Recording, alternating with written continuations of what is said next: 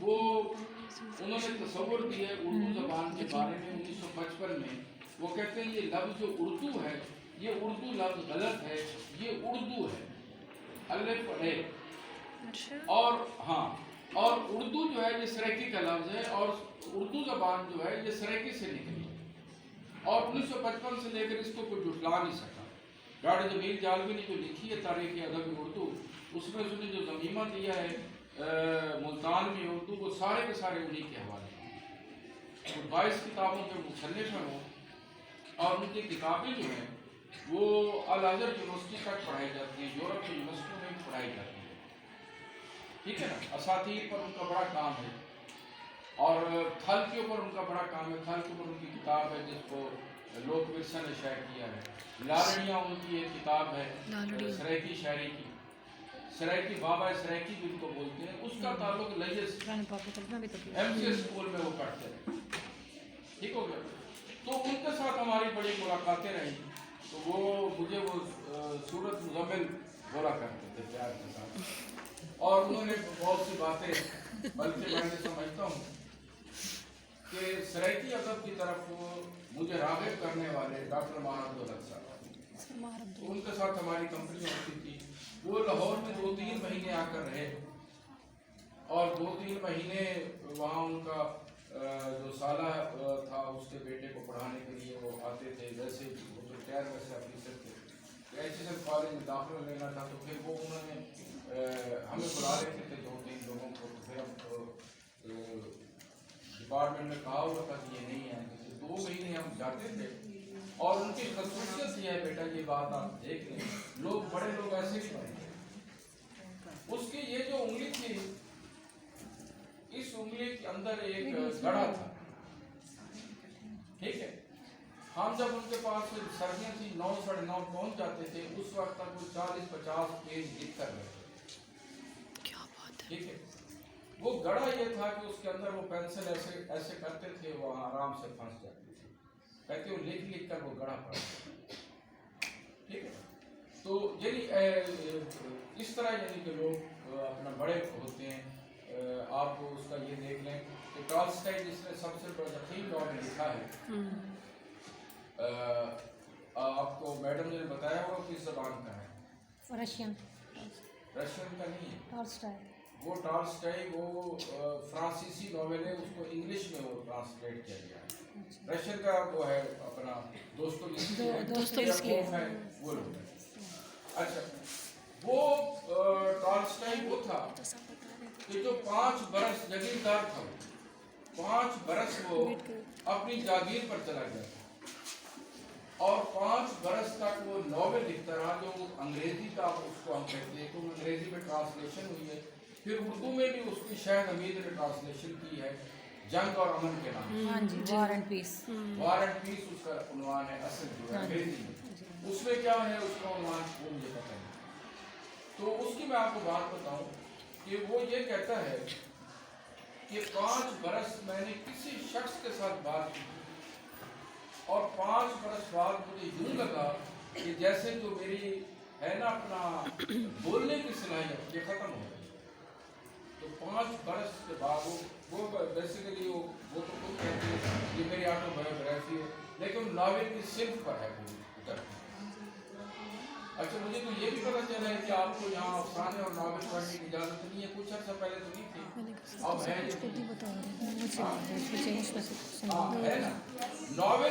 Novel اور افسانہ دراصل ناول جو ہے ادب کے حوالے سے وہاں فکشن میں پڑھا ہوا ہے, اس پر بھی ہم بات کرتے ہیں. انہوں نے مجھے کہا ہے کہ جلدی آپ نے زیادہ نہیں بولنا. نہیں سر, زیادہ بول نہیں کہا سر, اپنا بتائیے نا. میں آپ کو دراصل فاؤنڈیشن بنا رہا ہوں اپنی بات کرنے جی سر, تاکہ بچے بور نہ ہوں. تو 1987 میں بیٹا میں لیکچر لگا. لیکچرر لگنے کے بعد پھر یہ ہوا کہ میں تواتر کے ساتھ میں اخبارات میں ادبی جرائد میں لکھتا رہا. ہاں,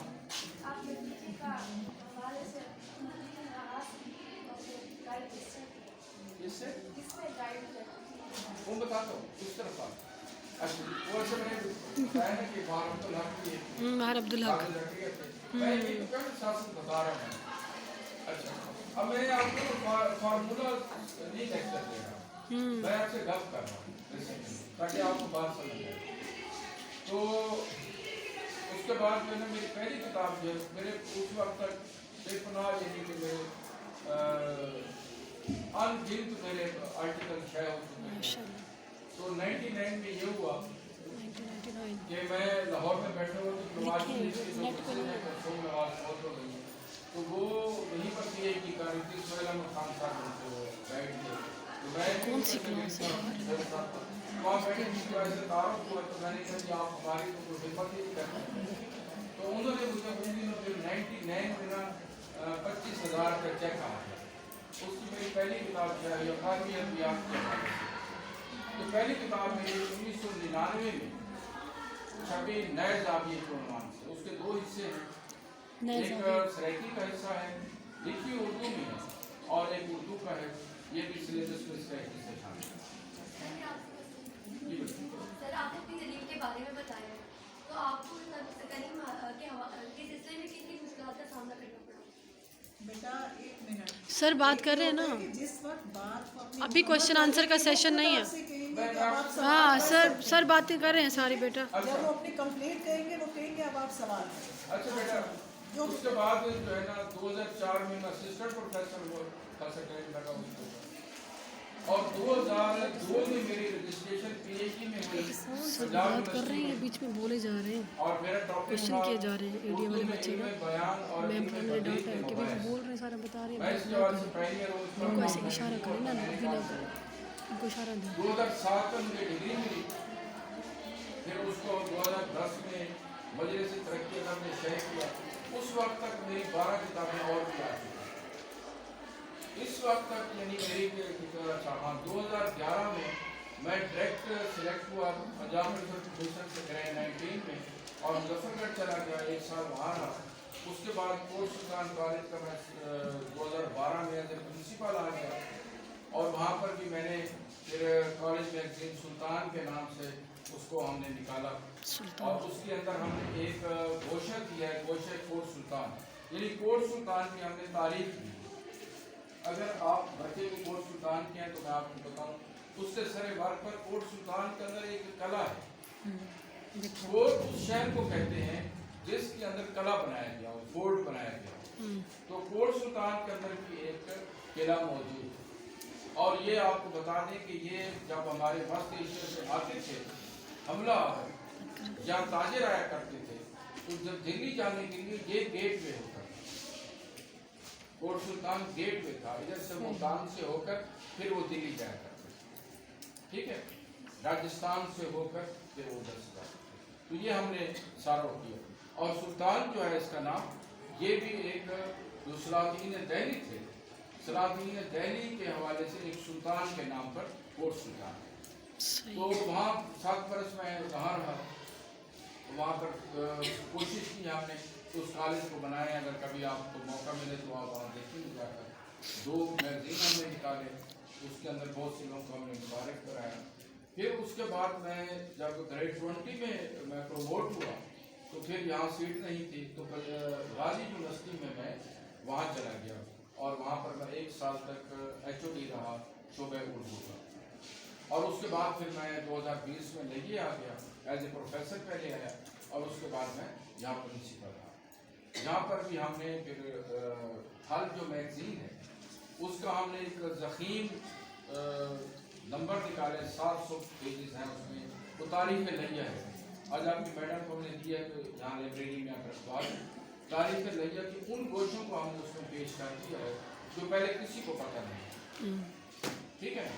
यानी हमने जो लैया के लिटोरियस कैरेक्टर हैं हमने उनको भी उसमें बयान कर दिया, फिर एक दूसरा प्रकरण हमने निकाला। अच्छा, इस असना के अंदर जो है मैंने सराइकी शायरी भी शुरू की। सराइकी शायरी का मेरा पूरा एक मजमूआ तैयार है, शायद होने वाला है। उसके अलावा जो है मैंने जो पाकिस्तान के चोटी के वो रिसर्च जर्नल है, वो यूनिवर्सिटियों के जो है उसके अंदर तकरीबन 25 से 30 मेरे रिसर्च जर्नल भी मेरे मौजूद हैं। 31 अक्टूबर 2021 को मैं रिटायर हुआ हूँ, اور اس کے کچھ مہینے بعد پھر میرا جاب ہو گیا ایک پرائیویٹ یونیورسٹی میں as associate professor permanent faculty کے اندر. ماشاء اللہ. تو یہ ہیں مشکلات جو ہے نا وہ مجھے الحمدللہ کہ مجھے مشکلات نہیں رہی. اچھا اس کی میں آپ کو وجہ بتا دوں. اب بھی جو ہے نا اب بھی یہ صورت حال ہے کہ میں زندگی میں مایوس نہیں ہوں.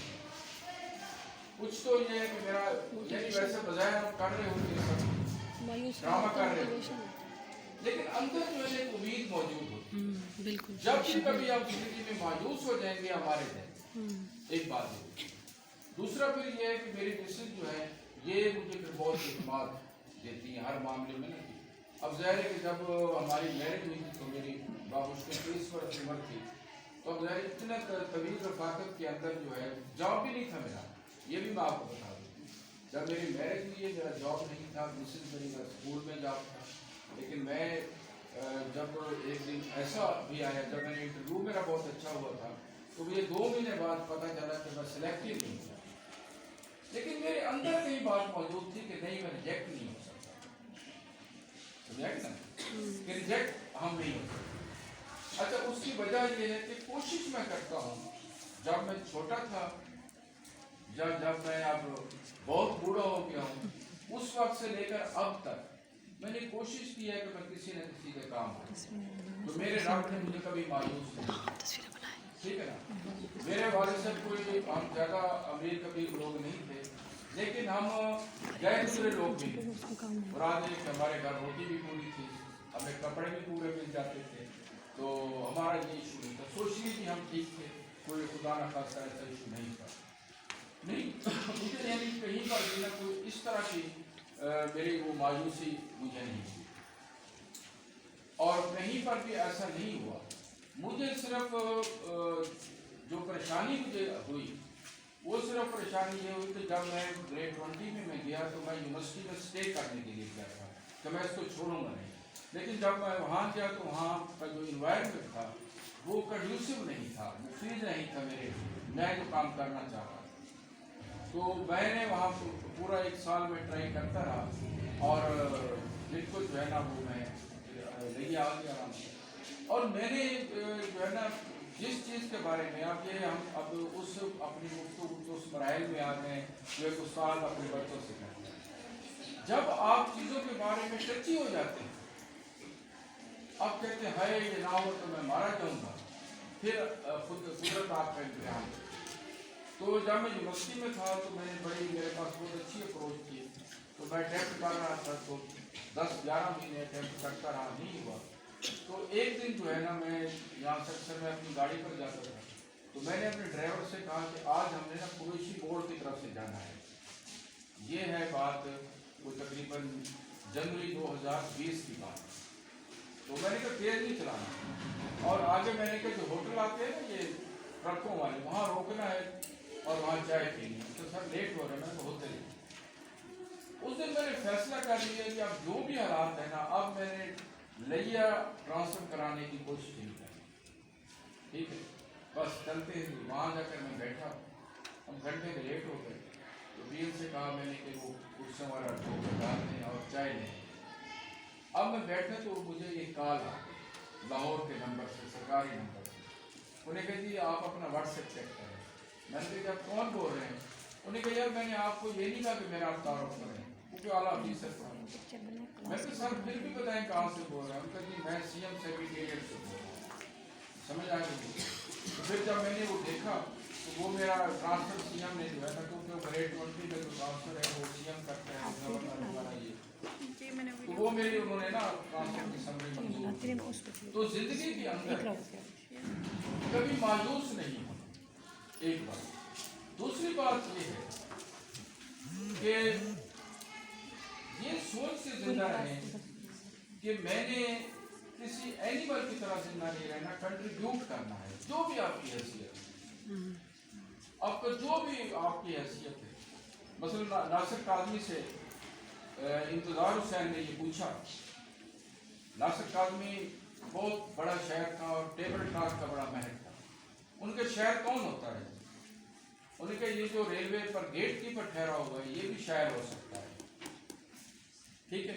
उनके जी वो किस तरह से, उन्हें कहा जी वो इस तरह से कि अगर वो टाइम के ऊपर फाटक ना बंद करे तो एक तबाही आ सकती है, टाइम पर ना खोले तो तबाही आ सकती है, लोग तंग होंगे, लंबी लाइन लगेगी।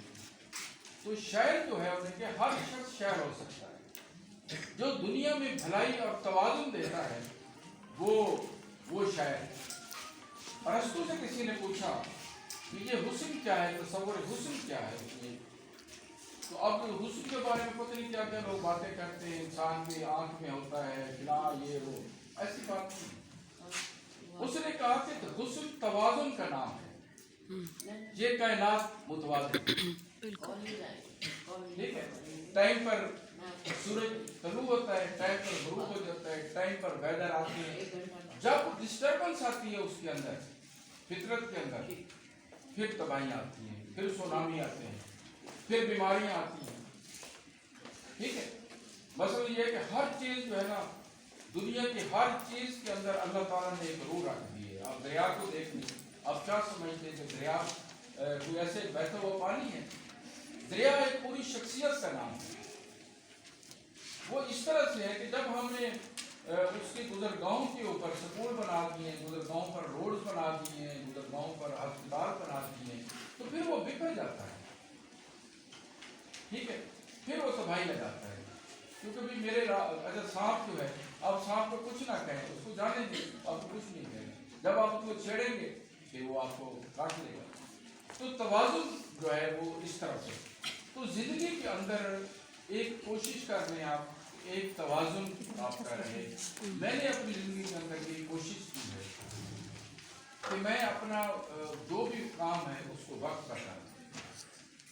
पर कर लूँ और उसके मुताबिक ज़िंदगी बसर करता रहूँ। अल्लाह ताला ने कभी भी मुझे मायूस नहीं किया। ये मेरा ज़िंदगी का ये पूरा निचोड़ है। दूसरी बात ये है कि कभी भी आप जो है ना वो लेने वालों में से ना हो, देने वालों में आपकी जो भी हैसियत है। एक तो वो है कि ये बात भी हमने एक जगह सुनी, कुछ मिजाज होते हैं, बातें ऐसी होती है ना जो आपको नहीं हार्ट करती, हार्ट आपको वो बात करती जो आपके अंदर मौजूद होती है। आपको पता है ना कि जब नबी पाक सल्लल्लाहु अलैहि वसल्लम के पास से बदवी आया तो आप हसन और हुसैन को प्यार कर रहे थे, तो उनका या रसूलल्लाह मेरे तो इतने बच्चे, मैं तो प्यार नहीं करता। उनका अगर अल्लाह ने आपको ये गिफ्ट दिए नहीं है तो मैं क्या कर सकता हूँ। तो मैं ये सुन रहा था इसको, मलिक रियाज हुसैन को, बहरिया टाउन वाला, जो इस वक्त पाकिस्तान का सबसे अमीर शख्स है, तो उसे कहा कि आपको किस तरह से आप इतने अमीर बने हैं। उन्होंने कहा मैं छोटा सा था तो हमारे घर के नलके का पानी गिर गया, तो घर में पानी नहीं था, तो वालिद ने कहा कि साफ करो घर से थोड़ा सा पानी तो ले आओ। तो मैं ले आया, उनके नलके में डालो, उसको चलाओ, हमने चलाया, पूरा दिन हम नहाते भी रहे, पानी भी पिया। तो कहते मैंने अपने बाप से ये कहा कि पानी इतना सा डाला था, इतना कैसे मिल गया। उनका जिंदगी में यही असूल बना, ठीक है, कि देने वाले बने। अच्छा, फिर और बात ये है कि बात का बड़ा मैं हैपर होता हूँ, लेकिन दिल में ये होता है कि नुकसान नहीं देना, जो मुझे नुकसान दे इसको माफ़ कर देना। तो हकीम सईद जो है, जिनका नाम आपने सुना होगा, हमदर्द यूनिवर्सिटी वाला, तो उससे पूछा उसने एंकर ने कि आप कैसे हकीम सईद बन गए, इतने बड़े शख्स कैसे बन गए। उनके बचपन में माँ ने कहा था किसी से बदला नहीं लेना, बस मैंने इसको पल्ले बांध दिया, अल्लाह ताला मेरे रास्ते खोल सके और आज मैं इस मकाम पर पहुँच गया। तो बात ये है बेटा कि मैंने कोई तकरीबन तो 20 के लगभग किताबें लिखी हैं, रिसर्च पेपर लिखे हैं बहुत सारे, सो मैनी टॉक शोज में मैं गया हूँ और अक्सर जो है मैं जाता हूँ लेक्चर देने के लिए, तो मुझे वही टॉपिक बताया जाता है, तो मैं 2-2 घंटे अल्हम्दुलिल्लाह उस पर मैं बोल देता हूँ। कोई चीज़ लिखनी है किसी ने तो फ़ोन पर हम कहते हैं कि चलें जी निकालें पेन, हम आपको डिक्टेट करवा देते हैं, ऐसे हो जाता है।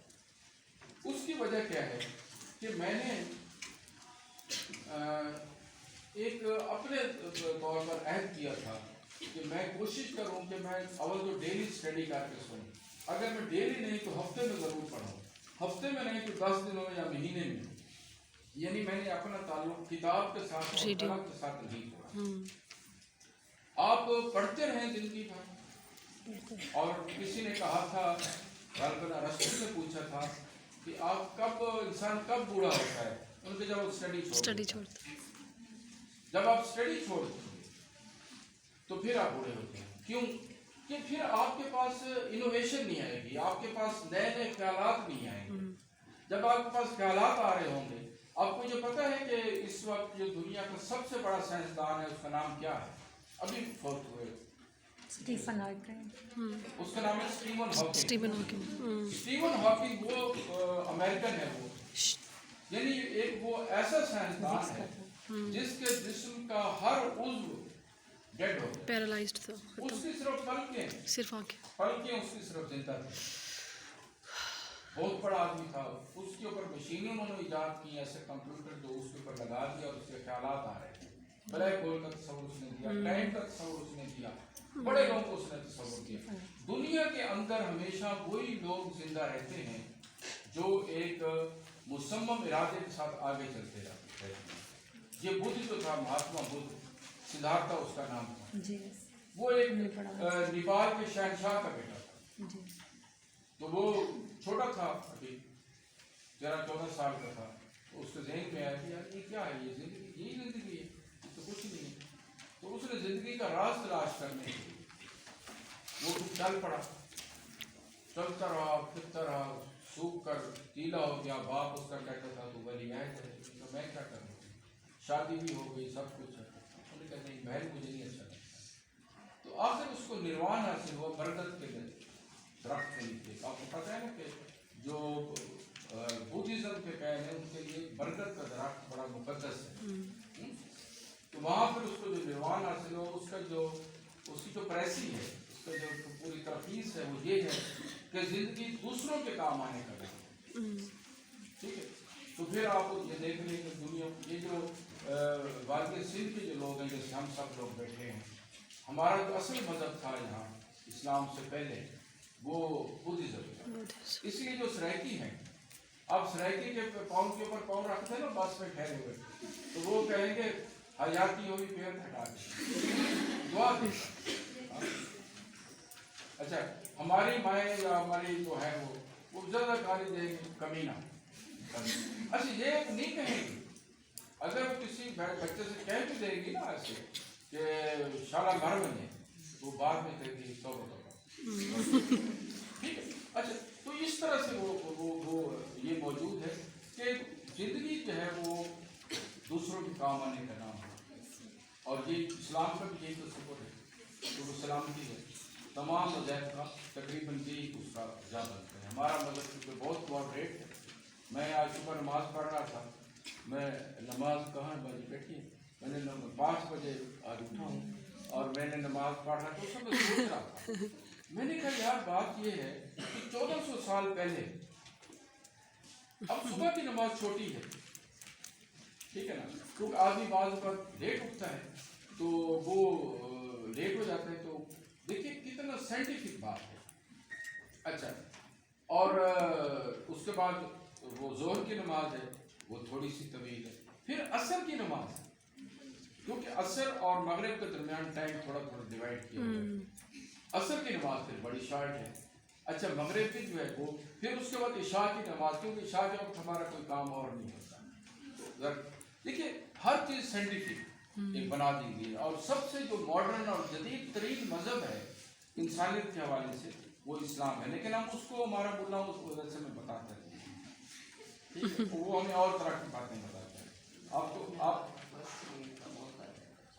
یہ میری مسئلہ اب یہ اس کے ذہن میں یہ ہے کہ میں نے اور باتیں کر رہی ہوں.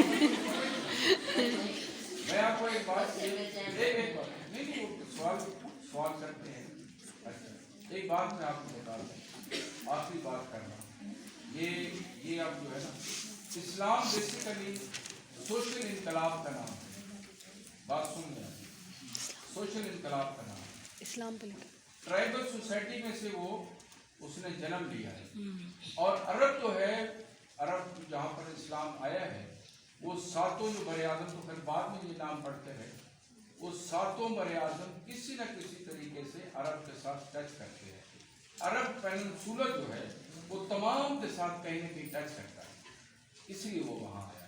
और वो ट्राइबल सोसाइटी में है जहाँ पर इंसान हाथ से काम करने वाले बंदों को घटिया तस्वर किया जाता था। इस्लाम जो है जब किसी को आप घटिया और कमतर कहते हैं, सबसे बड़ा गुनाह आप ये करते हैं। ठीक है, चलें बेटा अब सवाल करें।